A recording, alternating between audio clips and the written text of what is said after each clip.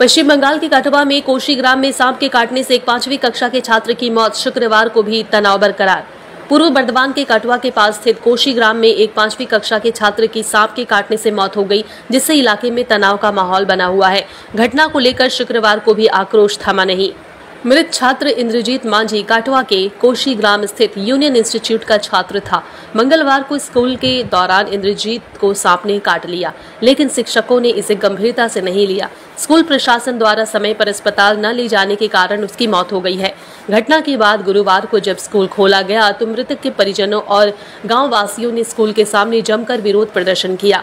परिजनों का आरोप है कि इंद्रजीत ने स्कूल में सांप के काटने की जानकारी शिक्षकों को दी थी, लेकिन उसे नजरअंदाज कर दिया गया। घर लौटने के बाद इंद्रजीत की हालत बिगड़ गई और उसे अस्पताल ले जाया गया, जहां डॉक्टरों ने उसे मृत घोषित कर दिया। घटना के बाद गुस्साए ग्रामीणों ने स्कूल परिसर में तोड़फोड़ की और प्रधानाध्यापक का घेराव किया।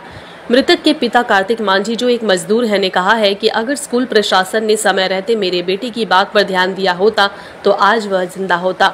वहीं प्रधानाध्यापक पूर्णेंदु बंदोपाध्याय ने कहा है कि उन्हें सांप के काटने की जानकारी नहीं दी गई थी। पुलिस ने मामले की जांच शुरू कर दी है और प्रधानाध्यापक को हिरासत में ले लिया गया है। খেলা করতে করতে কিছু কামড়ি দিয়েছে, ছেলে গোটা সব জড়ো হয়েছে। ওরা ছেলেগুলো সব বলছিল, আমরা তো ছিলাম না, আমরা তো কাজে ছিলাম। দিয়ে বলেছে মাস্টার, কোন মাস্টার এসেছে, কোন মাস্টার ওপর থেকে বলেছে যে ওকে বরফ লাগিয়ে দেয় নাকি বলেছে। বরফ লাগিয়ে দেওয়ার পরে বরফ লাগিয়ে দিয়েছে, ডেটও লাগিয়ে দিয়েছে। ছেলেকে আমার বাড়িতে আমাকে ফোন করে বলে নাই। আমাদের এখানে নাম্বার দেওয়া আছে, কন্ট্যাক্ট নাম্বার দেওয়া আছে। কোডল নাম্বার দিয়ে তো নাম্বার পাওয়া যাবে। ফোন করে একবারে বলে না যে এই হয়েছে।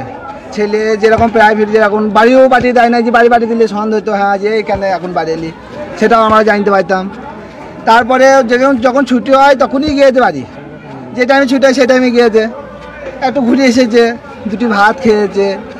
দিয়ে আমি যখন কাজে বেরাবো তখন দেখছি বসে বসে ফোন গাছে। উঠলাম 3:30 সময়, 3:10 কারেন্ট পালিয়ে গেছে। দিয়ে তারপরে দেখছি ও প্রাইভেট চলে গেছে। তারপর আমি কাজে চলে গেলাম, মোটরসাইকেল নিয়ে চলে গেলাম কাজে। দিয়ে কাজে যেই মাত্র ঢুকেছি, আমি ফুলবাগান কাজ করি, যেই মাত্র কাজে ঢুকেছি আমার স্ত্রী ও কাকি, যে ছেলেটা মারা গেছে তারই কাকি ফোন করছে যে তুমি তাড়াতাড়ি এসো। ও প্রাইভেট গিয়েছিল, প্রাইভেট গিয়ে বলেছে যে আমার চোখ ঢুকছে, আমার চোখ ঢুকছে, আমার মাথা ঘুরছে। যে ওই যে প্রাইভেট করতে 4টের সময় প্রাইভেট ছিল, সে বলেছে তাহলে তো বাড়ি চলে এসেছে। দিয়ে আমাকে ফোন করছে, বাড়ি এসে আর কথাও বলতে পারে না।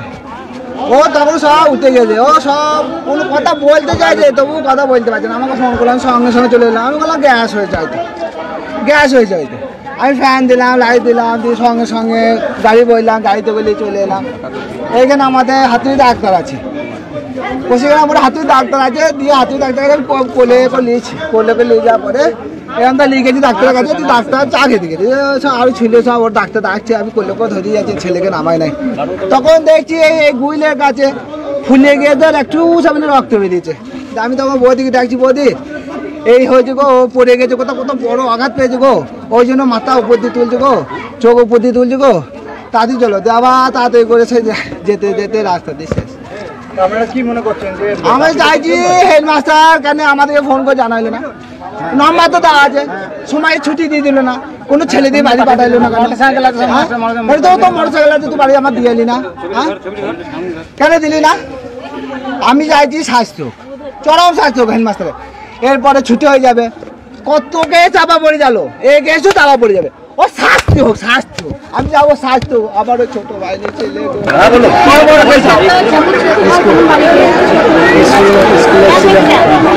স্কুলে সে ভাত খায় না, স্কুলে কামড়ে দিয়েছে, দিয়ে বলেছে মাস্টারে দেখেছে, বলে ছেড়ে ফিরে গিয়েছে, দিকে বরফ লাগিয়ে দিয়েছে, বরফ লাগিয়ে দিয়েছে, কিছু হয় নাই। ও জ্বালাটা আর বুঝতে পারে নাই, জ্বালা সবাই ঠিক হয়েছে। ও টিফিনে এমনিতে স্কুলে ভাত খায় না, বাড়িতে ভাত খায়, বাড়িতে ভাত খেয়েছে, ভাত খেয়ে টিভি দেখেছে, মোবাইল দেখে। বাড়ি গেল 15-2টার সময় ইয়ে হয়, টিফিন দিয়েছে। তারপরে ভাত খেয়েছে, একসঙ্গে ভাত খেলাম, টিভি দেখেছে, মোবাইল ইয়ে করেছে। তারপরে বাড়িতে 4 বেলা মুড়ি ভেজেছে, তোমার একটা ভাত ছিল, মুড়ি খেয়েছে। যে পিলাফট গিয়েছিল 4টের সময় পিলাফট ফুট গিয়েছে, পা ফুট গিয়ে বলছে মাথা আমার ঘুরছে। সে তাড়াতাড়ি এসে মাস্টার একটা ছেলে দিয়ে তাড়াতাড়ি বাড়ি দিয়ে দেয়। তার বাড়ি এসে জল ঢালি, জল ঢেলে তারপর টাকা নিয়ে আসছি। হ্যাঁ, হাসপাতাল গাড়ি এখন কি চাইছেন আপনারা? স্কুলে এসে চরম শাস্তি চাই, চরম শাস্তি চাই, হেডমাস্টারের শাস্তি, চরম শাস্তি। হেডমাস্টারের শাস্তি খবর বলা, কিছুই বলে না। সে কি বুঝতে পারেনি যে বেতন লাগিয়ে ছেলেগুলো? তারপরে ওই সব পাইলি যা পরে ছেলে মেয়ে বলেছে না গরম পানি দিয়ে দেয়, এই হয়েছে। স্কুলের গাফিলতি দিয়ে আপনাদের ছেলে ফোন করেও স্কুলে হয়েছে না, বাড়ির লোককে ফোন করে না ফোন করেও জানায় না। অভিযোগ জানিয়েছেন কোথাও? হ্যাঁ, অভিযোগ জানিয়েছেন কোথাও? না আপনারা কি চাইছেন? চরম শাস্তি, চরম শাস্তি চাই মাস্টার, যে কোনো মাস্টার, সব মাস্টার। ক্লাস 5 এ? হ্যাঁ, 5 এ পড়ে।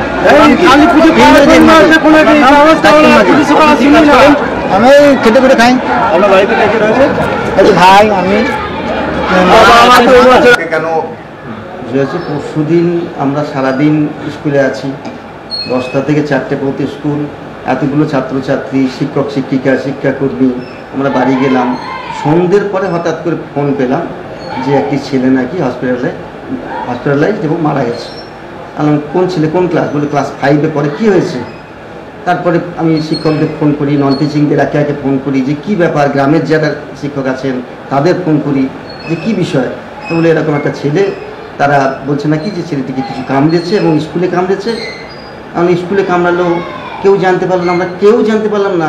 স্কুলে এত ছাত্রছাত্রী, এত শিক্ষক শিক্ষিকা, আমার স্কুলের প্রেসিডেন্ট আমার কাছে বসে, আমরা কেউ একবার জানতে পারলাম না যে ছেলেটার কী হলো। তারপরে ছেলেটা মারা গেল।